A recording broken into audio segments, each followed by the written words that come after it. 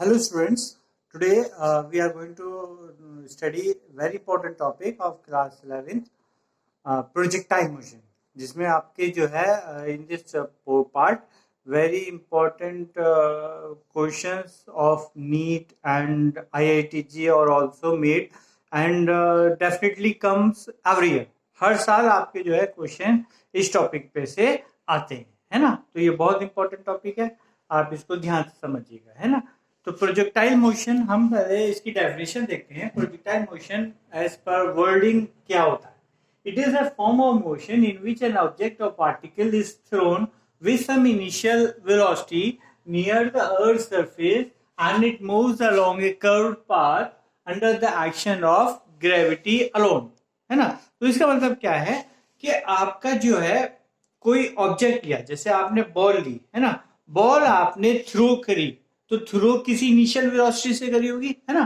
तो अब आपने बॉल तो आपने एयर में थ्रो कर दी, है ना।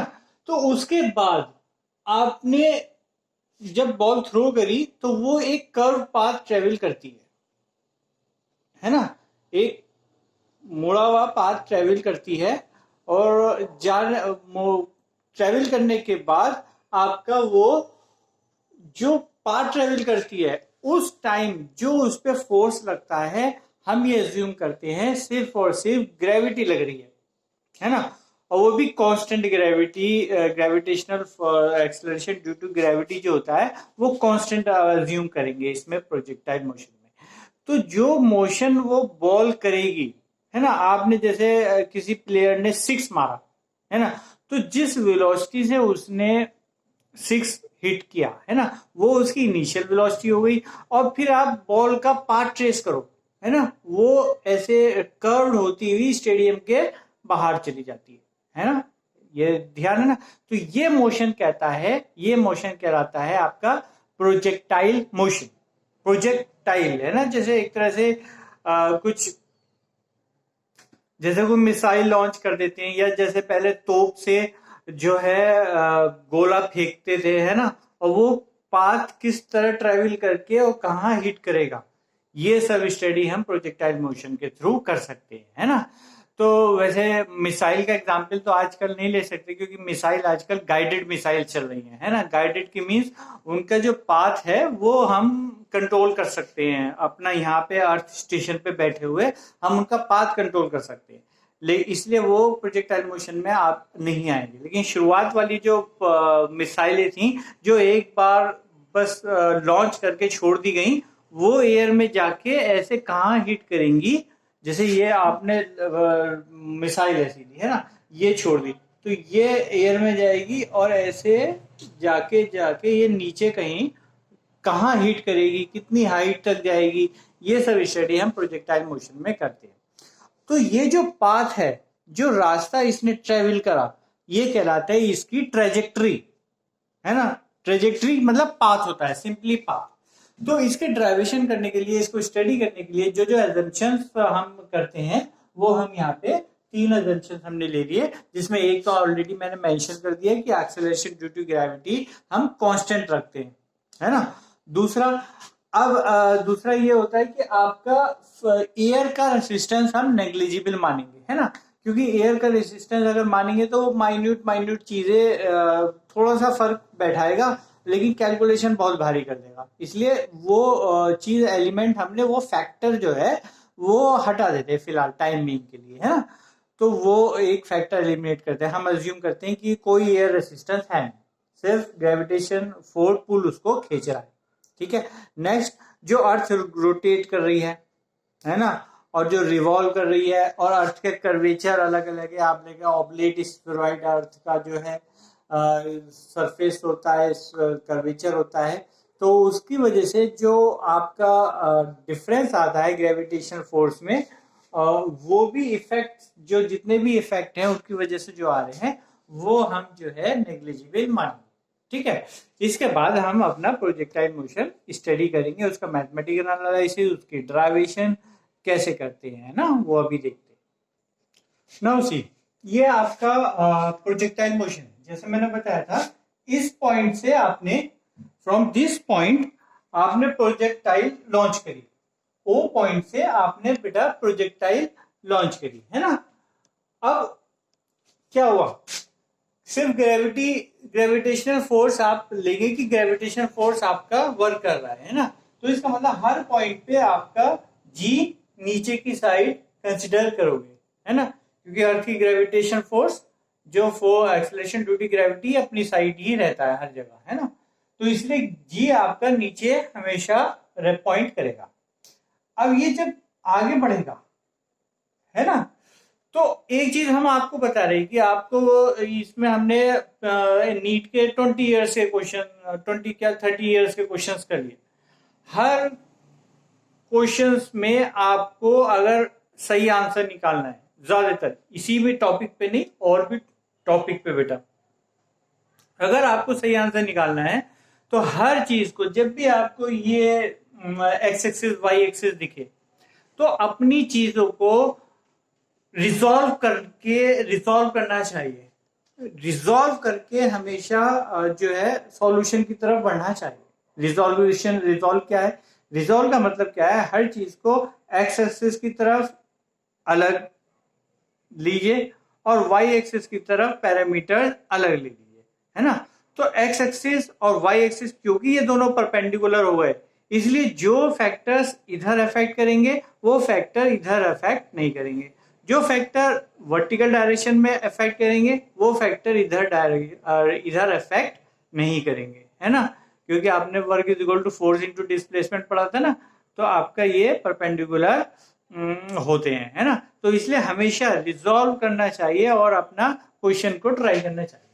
तो इसमें भी क्योंकि यू आपने किसी थीटा पर प्रोजेक्ट किया, किसी थीटा एंगल पे आपने किसी चीज को फेंका, है ना, तो इसको रिजॉल्व कर दो। इनिशियल वेलोसिटी कितनी, यू वेलोसिटी से हमने इसको थ्रो किया, है ना। तो इनिशियल वेलोसिटी इस डायरेक्शन में कितनी हो गई, यू कॉस थीटा, और इनिशियल वेलोसिटी वर्टिकल डायरेक्शन में कितनी हो गई, यू साइन थीटा। ये बात समझ गए, रिजॉल्व हो गया हमारा, है ना। अब हमें देखना है इसमें इक्वेशन ऑफ मोशन निकालनी है। इक्वेशन मोशन किस तरह का होता है ना, तो ये वैसे देखने में तो पैराबोला लग रहा है, कोई दिक्कत वाली बात नहीं, पैराबोला शो हो रहा है जो आपने 10th क्लास में भी पढ़ा होगा। एक्स स्क्वायर वाले जहां भी आती क्वाड्रेटिक इक्वेशन उसमें आपने देखा था पैराबोला ग्राफ बनता है ना।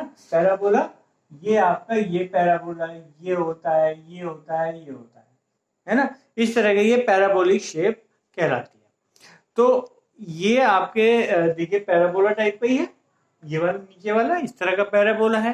तो ये पैराबोला तो दिख रहा है, बट हम इसके मैथमेटिकल एक्सप्रेशन में प्रूव करना चाहते हैं कि ये आपका पैराबोला है ना। तो उसके लिए मैथमेटिक और एक्स और वाई में आपको रिलेशन निकालना पड़ेगा और दिखाना पड़ेगा कि क्वाड्रेटिक इक्वेशन बनती है ना। तो वही हम अभी टारगेट करेंगे। उसके बाद आपका छोटी छोटी चीजें निकालनी है वो डायरेक्ट इजिली आ जाती हैं आपकी, लेकिन वो नीट के एग्जाम पॉइंट ऑफ व्यू से बहुत इंपॉर्टेंट होती है ना। तो वो अभी पहले हम फर्स्ट अपने टारगेट पे नजर रखते हैं, अपना इक्वेशन ऑफ मोशन की तरफ बढ़ते हैं।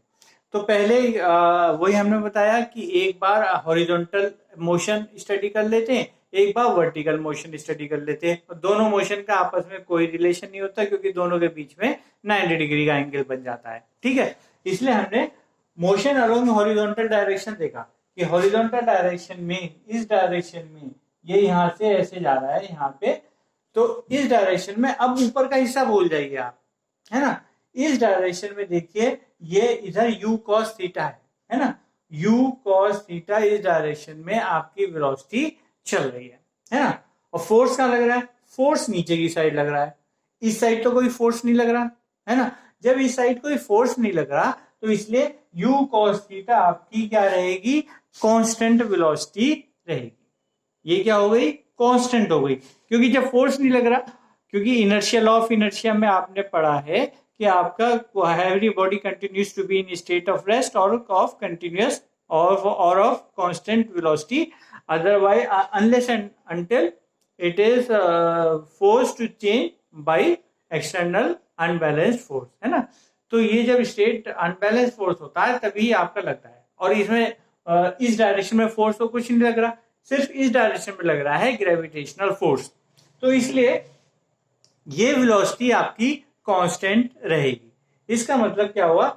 और वर्टिकल में देखिए, वर्टिकल में शुरुआत वाली जो वेलोसिटी थी, इसमें ये मूवमेंट ऊपर करेगा, है ना, लेकिन अर्थ इसे नीचे करना चाहेगी, तो एक पॉइंट में आके ये रुक जाती है बॉल, और फिर दोबारा से अर्थ के इफेक्ट में वापस आना शुरू करती है ना, ऐसी तो होता है।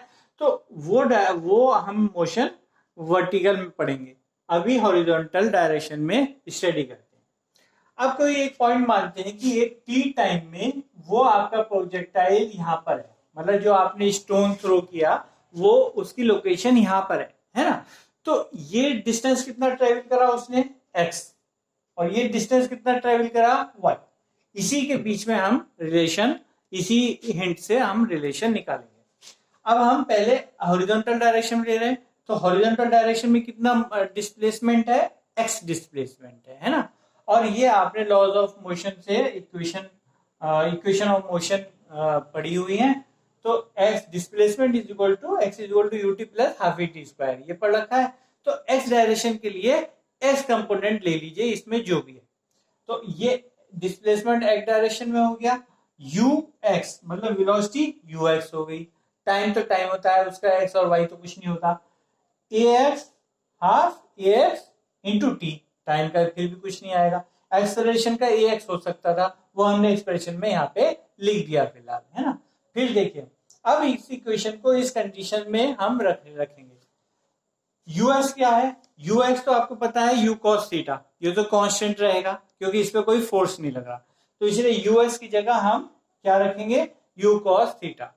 अब जब फोर्स नहीं लग रहा तो इसका मतलब एक्सेलरेशन भी जीरो है, तो इस डायरेक्शन में एक्सेलरेशन कितना हो गया? जीरो हो गया, तो ए एक्स जीरो, टी की जगह तो टी तो टाइम है ना, तो ये जब चीजें इसमें रखोगे तो आपका X is equal to U cos theta T plus zero, zero तो हट ही जाएगा, तो टी कितना आ गया? X upon U cos theta, ये आ गया बेटा, ठीक है।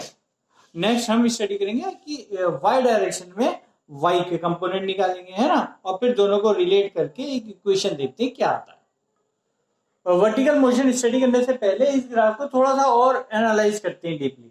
इसमें देखिए, क्योंकि ये वाली डायरेक्शन में आपका वेलोसिटी कांस्टेंट है ना, तो इसलिए ये तो अपनी कांस्टेंट स्पीड से चलती चली जाएगी।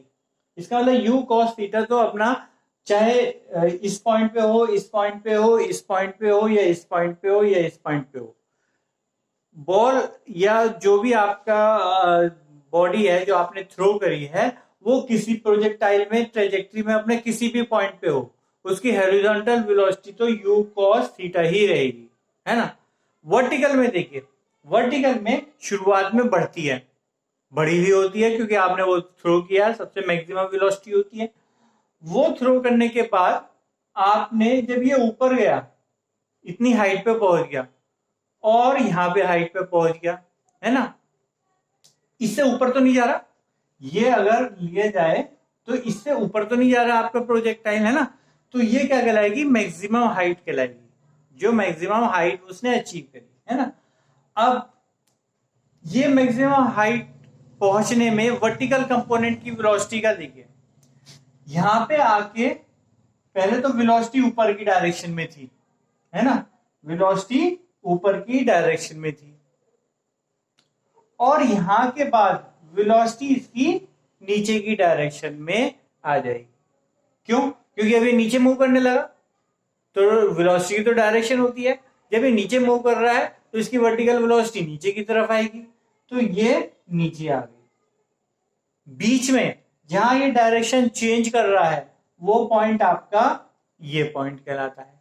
यहां पे डायरेक्शन चेंज हो रही ना, ऊपर से आया, ये हो गया इस टाइम, जहां ये इस टाइम है उस टाइम आपकी वर्टिकल वेलोसिटी जीरो होती है, और उसके बाद जीरो के बाद जब ये दोबारा नीचे की तरफ चलता है तब उसकी वेलोसिटी दोबारा से बढ़ती चली जाती है, ठीक है। ग्रेविटेशनल पुल की वजह से फिर ये अपनी तरफ घसीटता है, अर्थ घसीटती है और उसकी वेलोसिटी बढ़ाती चली जाती है। ये बात समझ में आ गई? तो इसके वेलोसिटी का देख लिया आपने कि पहले तो बढ़ी है, फिर कम होती है, यहाँ पे 0, और फिर इंक्रीज करते करते यहाँ पे एक पर्टिकुलर वेलोसिटी बिफोर स्ट्राइकिंग कुछ ना हो इसकी वेलोसिटी होगी।